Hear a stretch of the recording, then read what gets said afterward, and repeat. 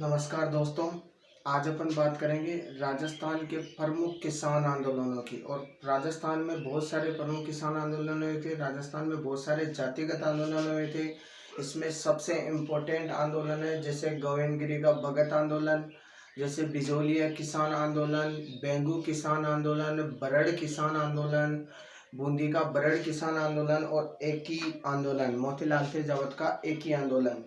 ठीक है, तो राजस्थान में आज अपन प्रमुख किसान आंदोलनों की बात करेंगे और उनको एक एक को लेके विस्तार से पढ़ेंगे। देखो, सबसे पहले राजस्थान में अनेक आंदोलन हुए। उनमें अधिकतर जो आंदोलन थे वो थे जातिगत आंदोलन। देखे, जैसे सबसे इम्पोर्टेंट आंदोलन था धाकड़ जाति का जो आंदोलन था वो था बिजोलिया किसान आंदोलन। बिजोलिया किसान आंदोलन राजस्थान में धाकड़ जाति द्वारा बिजोलिया भीलवाड़ा के अंदर किया गया था। उसके अलावा राजस्थान में मेव किसान आंदोलन, मेव जाति आंदोलन हुआ था। मेव जाति द्वारा आंदोलन हुआ था। मेव जो था अलवर और भरतपुर में सबसे इम्पोर्टेंट है। उसके बाद में है गरासिया जाति द्वारा आंदोलन हुआ था सिरोही में। सर्वाधिक जो गरासिया जाति है वो भी सिरोही में मिलती है। इसलिए अगर आपने को पूछ ले भाई गरासिया सर्वाधिक कहाँ मिलते हैं, सिरोही में सर्वाधिक गरासिया मिलते हैं। मीणा आंदोलन हुआ था। मीणा सर्वाधिक जो मिलते हैं वो मिलते हैं जयपुर में। तो मीणा आंदोलन कहाँ हुआ था? जयपुर में। गरासिया आंदोलन सिरोही में हुआ था। उसके अलावा धाकड़ आंदोलन जो था बिजोलिया भीलवाड़ा का जो राजस्थान का सबसे लंबा आंदोलन है, गरासिया जाति द्वारा तो सिरोही में हुआ था। और राजस्थान का सबसे लंबा आंदोलन है बिजोलिया किसान आंदोलन। ठीक है, उसके बाद में मेव किसान आंदोलन अलवर भरतपुर में हुआ था। उसके अलावा मीणा आंदोलन जयपुर में हुआ था। बेंगू आंदोलन भी चित्तौड़ में ही हुआ था। उसके अलावा एक ही आंदोलन हुआ था राजस्थान के अंदर, एक ही आंदोलन, ये भी चित्तौड़ में ही हुआ था। एक ही आंदोलन बहुत इंपॉर्टेंट है। एक ही मातृकुंडिया रासमी चित्तौड़ में हुआ था, एक ही आंदोलन। उसके अलावा गोविंदगिरी का भगत आंदोलन। इन सभी आंदोलनों के बारे में अपन एक एक करके विस्तार से बात करेंगे। मैं आशा करता हूँ कि आपको ये आंदोलन बिल्कुल समझ में आ जाएंगे। देखो, अपन आगे बढ़ेंगे और राजस्थान में सारे आंदोलनों को एक एक करके बहुत अच्छी तरीके से कोशिश करेंगे समझने की।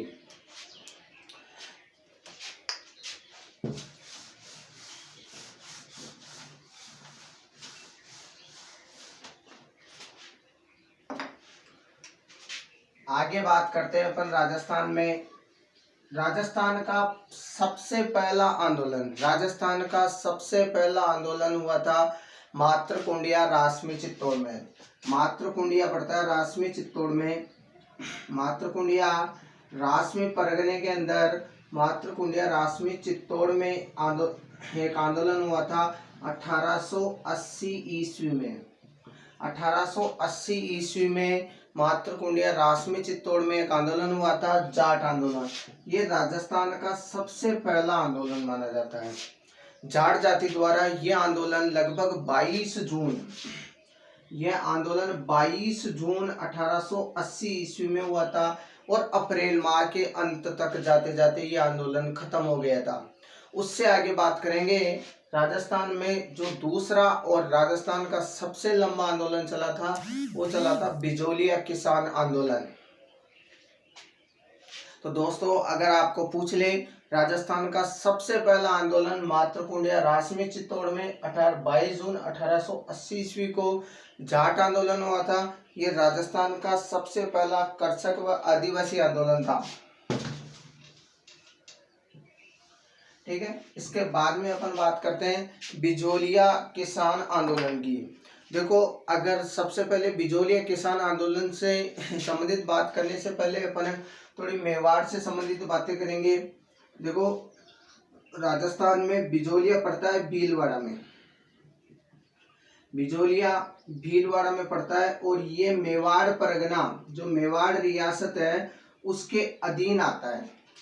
बिजोलिया मेवाड़ सरकार के अधीन आता था, ये मेवाड़ रियासत के अधीन आता था और ये जो बिजोलिया है मेवाड़ रियासत में, मेवाड़ की जो भूमि थी उसमें लगभग 83%, उसमें लगभग 83% भूमि जागीरदारों के अधीन थी, जागीरदारों के अधीन थी। और लगभग 13% भूमि जो थी वो जो मेवाड़ के जो शासक थे उनके पास में थी। 83% भूमि जागीरदारों की थी और 13% भूमि जो थी वो अपने मेवाड़ शासकों के अधीन थी। यहाँ से जागीरदार अपना टैक्स कलेक्ट करके, यहाँ से टैक्स कलेक्ट करके और मेवाड़ सरकार, मेवाड़ जो शासक था मेवाड़ महाराणा के पास में बेच देते। उससे आगे बात करेंगे मेवाड़ का शासक, देखो बिजोलिया जो ठिकाना था है ना, सदर मुकाम था ये बिजोलिया ठिकाना।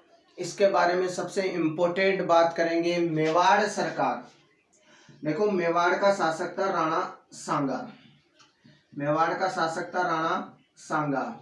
उसी 1527 ईस्वी में, 1527 ईस्वी में यहाँ पे बाबर और राणा सांगा के बीच में युद्ध हुआ था। बाबर और राणा सांगा के बीच में युद्ध हुआ था। ये युद्ध हुआ था 1527 ईस्वी को। 17 मार्च 1527 ईस्वी को बाबर और राणा सांगा के बीच युद्ध हुआ था, जिसे खानवा का युद्ध कहते हैं। क्या कहते हैं इसको? खानवा का युद्ध, खानवा का युद्ध कहते हैं। खानवा का युद्ध जो था 1527 में राजस्थान का बहुत निर्णायक युद्ध था। राजस्थान का ही नहीं पूरे भारत का बहुत निर्णायक युद्ध था, क्योंकि मुगल राजवंश की जो वास्तविक जो स्थापना हुई थी वो खानवा भरतपुर में जो युद्ध हुआ था उसी के बाद मानी जाती है। ठीक है। उसके बाद में राणा सांगा और बाबर के बीच में खानवा का युद्ध हुआ था। इस युद्ध में राजस्थान के लगभग सभी राजा राणा सांगा के साथ में युद्ध में गए थे। उसके बाद में उसी समय खानवा के पास में ही पड़ता है जगनेर भरतपुर। जगनेर भरतपुर खानवा के पास में पड़ता है जगनेर भरतपुर। और जगनेर भरतपुर का जो था अशोक परमार, क्या नाम था उसका? अशोक परमार। इसने सांगा के साथ में बहुत अच्छी सहायता की थी, सांगा की बहुत अच्छी सहायता की थी अशोक परमार ने। और अशोक परमार ने सहायता करने के कारण ही राणा सांगा इस अशोक परमार से कुछ होकर बिजोलिया की जागीरी दी थी या ऊपरमाल की जागीरी दी थी। आपके क्वेश्चन आएगा ऊपरमाल क्षेत्र, बिजोलिया क्षेत्र को ऊपरमाल क्षेत्र कहते हैं। ऊपरमाल जो है बेसरोडगढ़ पड़ता है चित्तौड़ में। बेसरोडगढ़ पड़ता है, कहाँ पे पड़ता है? बेसरोडगढ़ चित्तौड़ में। बेसरोडगढ़ चित्तौड़ से बिजोलिया, बेसरोडगढ़ चित्तौड़ से बिजोलिया भीलवाड़ा के बीच का जो क्षेत्र है, बेसरोडगढ़ चित्तौड़गढ़ से बिजोलिया भीलवाड़ा के बीच का जो क्षेत्र है उसे ऊपरमाल कहा जाता है। क्या कहा जाता है उसको? ऊपरमाल कहा जाता है। इस ऊपरमाल की पूरी जागीरी दी थी। इसमें लगभग 25 गांव आते हैं। इस जागीरी में उस समय लगभग कितने गांव आते थे? 25 गांव। और यहाँ पे सबसे ज्यादा जो निवास करते हैं, लगभग यहाँ के जो टोटल किसान हैं उनकी संख्या थी उस समय लगभग 10,000 किसान थे। और उसी समय उन 10,000 किसानों में लगभग 70% मतलब 7,000 किसान जो थे वो धाकड़ जाति के थे। कौन सी जाति के थे? धाकड़ जाति के।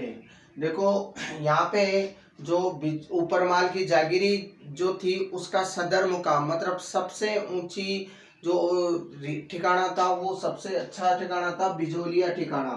कौन सा था? बिजोलिया ठिकाना।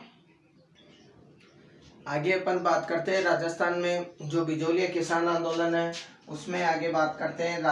जो बिजोलिया किसान आंदोलन है, बिजोलिया किसान आंदोलन 1894 में, बिजोलिया जो ठिकाना था उस समय लगभग 1894 ईस्वी में यहाँ का जो जागीरदार था, 1894 ईस्वी में यहाँ का जो जागीरदार था वो था राव गोविंद सिंह। कौन था? राव गोविंद सिंह। देखो यहाँ का जो जागीरदार था वो था राव गोविंद सिंह। 1894 के लगभग राव गोविंद सिंह की मृत्यु, जब 1894 में राव गोविंद सिंह की मृत्यु हुई, उसके बाद में यहाँ का जो शासक था वो बना था कृष्ण सिंह। कृष्ण सिंह, यहाँ तक तो राव गोविंद सिंह 1894 तक तो यहाँ के जो जागीरदार थे और यहाँ के जो किसान थे उनको इनसे कोई शिकायत नहीं थी। लेकिन जब कृष्ण सिंह यहाँ का जागीरदार बना तो इसने क्या किया कि सीधा सीधा कर दिया, भाई किसानों से उपज का 50% भाग लिया जाएगा। उपज का कितना परसेंट भाग लिया जाएगा? 50%। उपज का लगभग 50% भाग लिया जाएगा। उपज का 50% भाग लिया जाएगा। उसके बाद में यहाँ पे इस उपज के 50% के अलावा यहाँ पे बहुत सारे कर लगा दिए गए। लगभग यहाँ पे जो करते वो 84 प्रकार के कर लगाए जाते हैं। 84 प्रकार के, कितने प्रकार के कर लगाए जाते थे? 84 प्रकार के कर लगाए जाते थे। 84 प्रकार के कर। इनमें इम्पोर्टेंट करों की अपन बात करते हैं। जैसे सबसे पहले इम्पोर्टेंट है चमरी कर। चमरी कर जो था वो लड़की की शादी पर 5 रुपए लिए जाते। अगर यहाँ पे अगर कोई किसान अगर अपनी बेटी की शादी करता है तो उस पे 5 रुपए कर लिया जाता है। कितना कर लिया जाता है? 5 रुपए। उसके बाद में दूसरा इम्पोर्टेंट कर था वो तलवार बंदाई कर। तलवार बंदाई कर, इसको नजराना भी कहा जाता है। क्या कहा जाता है इसको? नजराना। तलवार बंदाई कर या नजराना भी कहा जाता है। सबसे इम्पोर्टेंट है चंवरी कर, जो 5 रुपए लड़की की शादी पर 5 रुपए कर दिया जाता था। उसके अलावा तलवार बंदाई कर, इसको नजराना भी कहा जाता है। देखो इसको समझते हैं अपन। ये जो तलवार बंदाई कर क्या है? अगर किसी जागीरदार की मृत्यु हो जाती है, अगर किसी जागीरदार की मृत्यु हो जाती है तो उस मृत्यु होने के बाद में जब उसकी जो तलवार है वो अपने बेटे या उत्तराधिकारी के अगर बांधते हैं तो उसके बदले में जो मेवाड़ रियासत या जो ठिकाना जिस रियासत के अधीन था उस रियासत को ठिकाने को कुछ टैक्स देना होता था। उसको तलवार बंदाई कर कहा जाता है। उसको क्या कहा जाता है? तलवार बंदाई कर। इससे इंपॉर्टेंट बात करेंगे आगे भेंट बेगार। भेंट बेगार तो आप जानते होंगे। बेगार का मतलब अगर फ्री में अगर कोई काम करवाता है तो उसको अपन बेगार बोलते हैं। क्या बोलते हैं? बेगार। तो भेंट बेगार, तलवार बंदाई कर, चमरी कर। उसके इम्पोर्टेंट बात फावड़ा कर। राजस्थान में कर भी लगता था, अगर मेहमान आने पर एक कर लगता था जिसे फावड़ा कर के नाम से जाने जाते हैं। उसके अलावा अपन आगे बात करते हैं लाटा कूता और धुआं कर। लाटा कूता, देखो सबसे इंपॉर्टेंट है लाटा कूता। लाटा कूता ये एक कर था, राजस्थान में टैक्स था। इसमें जो फसल थी उसके ऊपर ये कर लिया जाता था। कई बार क्वेश्चन भी आया हुआ है BSTC exam, Rajasthan police exam. लाटा कूता क्या है? एक प्रकार का क्या है? ये कर है। देखो अपन इन करों की वापस बात करते हैं। चौवरी कर राजस्थान में जो लगाया जाता था बिजोलिया किसान आंदोलन, बिजोलिया ठिकाने के अंदर 1894 के बाद में जब शासक बना राव गोविंद सिंह के बाद में जो शासक बना था कृष्ण सिंह, उसने उपज का 50% कर दिया था। उपज का कितना कर दिया था? 50%। ये बिजोलिया किसान आंदोलन यहीं से स्टार्ट होना माना जाता है। भाई राजस्थान में जो बिजोलिया के जो किसान हैं उन्होंने अपना टैक्स और अपने ऊपर जो लग रहे कर उनका प्रतिरोध करते हुए कृष्ण सिंह का विरोध किया था। उसके बाद में यहाँ पे माना जाता है कि उपज का लगभग 50% लिया जाता है और उस समय ही और इस उपज के 50% के अलावा 84 प्रकार के कर लगाए जाते थे। कितने प्रकार के कर लगाए जाते थे? 84 प्रकार के कर लगाए जाते हैं, जिसमें सबसे इम्पोर्टेंट करों की अगर अपन बात करते हैं, जैसे सबसे इम्पोर्टेंट है चमरी कर जो 5 रुपए लगा दिए जाते थे। लड़की की शादी पर कितने रुपए दिए जाते थे? 5 रुपए। लड़की की शादी पर 5 रुपए दिए जाते थे। और उसके अलावा तलवार बंदाई कर जिसको अपन क्या कहते हैं? नजराना। उसके अलावा भेंट बेगार, पावना कर और लाटा कूता। लाटापूता, है ना, ये बहुत सारे जो थे वो करते। धुआंकर भी राजस्थान में लगाया जाता था। कौन सा कर? धुआंकर। धुआंकर जो है अधिकतर बीकानेर साइड में लगाया जाता था। ये जो करता, ये आपको पता है तो आपने पढ़ा होगा कि धुआंकर जो बीकानेर रियासत के समय जब वहाँ का शासक राव बी का शासक बना था, उस समय उसने लगाया था राजस्थान में। तो इसलिए मैं सारे करों की बात कर रहा हूँ। तो राजस्थान में बहुत सारे कर हैं। अगर इनमें से भी क्वेश्चन आ जाता है भाई राजस्थान में, जैसे मान लो कि अभी पूछा गया था लाटापूता क्या है। लाटापूता है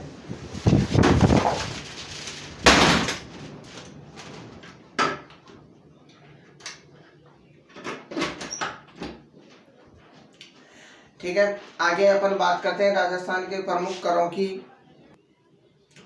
1894 के बाद में यहाँ का शासक कृष्ण सिंह बना था। उसके बाद में यहाँ के शासक की बहुत ज़्यादा शिकायत थी यहाँ के किसानों से। और 1897 ईस्वी के अंदर 1897 ईस्वी के अंदर 1897 ईस्वी में यहाँ पे यहाँ के जो धाकड़ जाति के जो लोग थे, अधिकतर लोग किस जाति के थे? धाकड़ जाति के। धाकड़ जाति के लोग थे।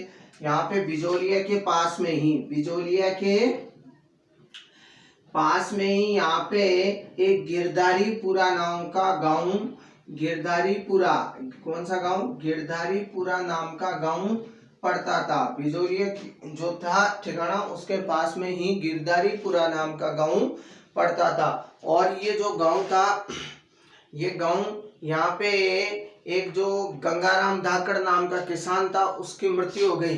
गंगाराम धाकड़ की क्या हो गई? मृत्यु। गंगाराम धाकड़ नाम का जो किसान था, उसकी मृत्यु हो जाने के बाद में यहाँ पे जब उसके मृत्यु भोज के समय, यहाँ पे जो उसके मृत्यु भोज के समय देखो, बिजोलिया ठिकाने के पास में गिरधारीपुरा गांव पड़ता था। उसके वहां पे धाकड़ जाति का एक किसान था, गंगाराम धाकड़। उसकी मृत्यु होने के बाद में यहाँ पे जब गंगाराम धाकड़ की जब मृत्यु हुई, तो उसके मृत्यु भोज में बहुत सारे किसान, धाकड़ जाति के किसान एकत्रित हुए। और यहाँ पे बात हुई कि अपने यहाँ पे बहुत सारे किसान एकत्रित हुए कि अपने यहाँ पे 50% उपज का लगभग 50% लेने के बाद में भी, उपज का लगभग 50% लेने के बाद में भी 84 प्रकार के लागबाग कर लगा रखे हैं।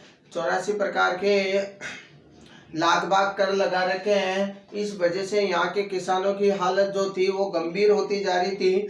और इस बात को ये जो यहाँ का जो शासक था, यहाँ का जो जागीरदार था कृष्ण सिंह, इस कृष्ण सिंह की शिकायत उन्होंने कोशिश की। और उस कृष्ण सिंह की शिकायत जो थी वो मेवाड़ सरकार को की।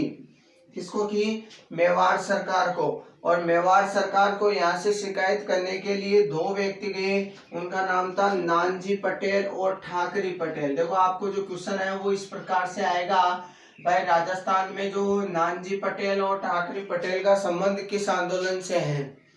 नानजी पटेल और ठाकरी पटेल का संबंध किस आंदोलन से है? तो आपका आंसर होगा बिजोलिया किसान आंदोलन। कौन से ठिकाने से है? बिजोलिया किसान आंदोलन से संबंधित है नानजी पटेल और ठाकरी पटेल।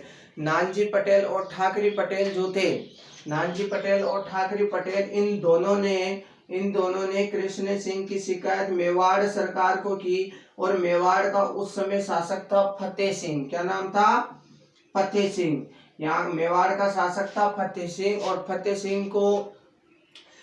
सिंह को शिकायत की तो फतेह सिंह ने इस बात को 6 महीने के अंदर वहां से एक राजस्व अधिकारी भेजा, जिसका नाम था हामिद हुसैन। हामिद हुसैन को राजस्व अधिकारी नियुक्त किया। और इस बात की जांच करने के लिए वहां से सीधा कहाँ भेजा? बिजोलिया। कहाँ भेजा? बिजोलिया। और बिजोलिया में जाकर उसने अपनी वहाँ जाकर किसानों की जांच की, वहाँ के हालात देखे तो ये बात सही पाई गई।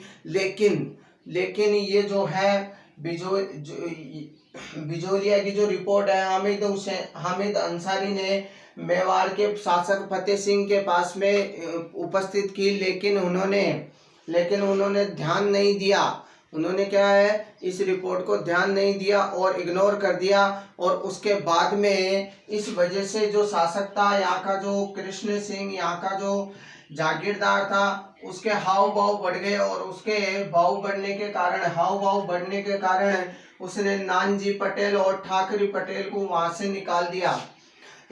उन्होंने बिजोलिया से देश निकाला दे दिया नानजी पटेल और ठाकरे पटेल को। और राजस्थान के अंदर यहाँ के जो बिजोलिया के जो शासक थे, और बिजोलिया का जो शासक था कृष्ण सिंह, इसने एक कर और लगा दिया। कौन सा कर? चंवरी कर लगा दिया। कौन सा कर लगा दिया? चंवरी कर। और ये चंवरी कर मैंने आपको पहले ही बता दिया था। अगर बेटी की शादी पर कितने रुपए टैक्स देना होता था? 5 रुपए टैक्स देना होता था। किसको? बिजोलिया का जो जागीरदार था उसको टैक्स देना होता था 5 रुपए, और वहाँ की जनता द्वारा। इसलिए बिजोलिया के जो किसान थे उन्होंने क्या किया, वहाँ पे बेटी की शादी करना ही बंद कर दिया। नमस्कार, आज नेक्स्ट पार्ट में बात करेंगे अपन। आज के बाद में मैं नेक्स्ट पार्ट डालूंगा, उसमें आप नेक्स्ट वीडियो देखना, है ना। और इतना मैंने जो पढ़ाया है वो अगर आपके समझ में आया हो तो मुझे कमेंट करके बताएं, और धन्यवाद।